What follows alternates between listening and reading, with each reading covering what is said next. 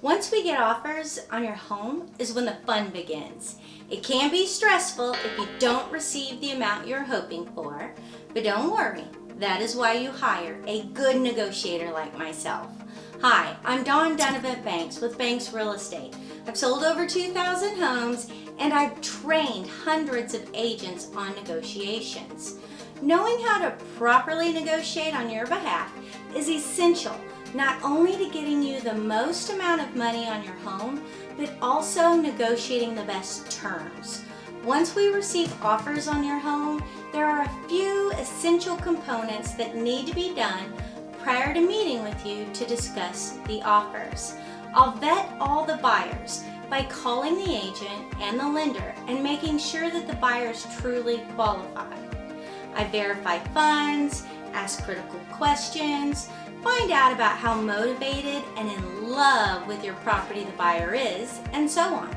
During this process, I'll also be learning about the buyer's agent and the lender to see how much experience they have, if they're properly educated, and to get an idea as to how they're going to be to work with. Believe it or not, the buyer's agent is just as important to ensuring the deal will close as the buyer's qualification.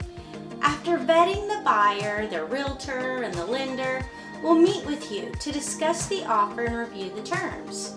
I'll give you advice on the offers in regards to the pros and cons of each, but ultimately, you make the decision as to which offer to take and which to counter. Now, if we have more than one offer, there's another process that I go through.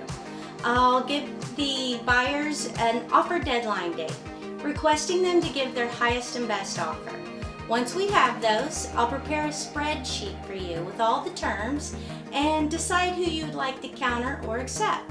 Generally, this gives us an opportunity to get a higher price from the buyer and better terms for you because we're basically picking from the cream of the crop, so to speak. At this time, the buyers can choose to accept our terms or counter us back. You then have the opportunity to choose which offer you like to take, and again, we will advise you as to the pros and cons. Once we come to terms, we're officially in escrow. Watch the next video to see and understand what happens now and what to expect regarding the timelines. Understand that in most cases, if you're dealing with a loan, the average time frame to close on a house is about 30 days, give or take. If you're dealing with a cash offer, you can close in as little to 3 days, but 7 days is more realistic. I'm Dunavant-Banks with Banks Real Estate, where we are home sale specialists.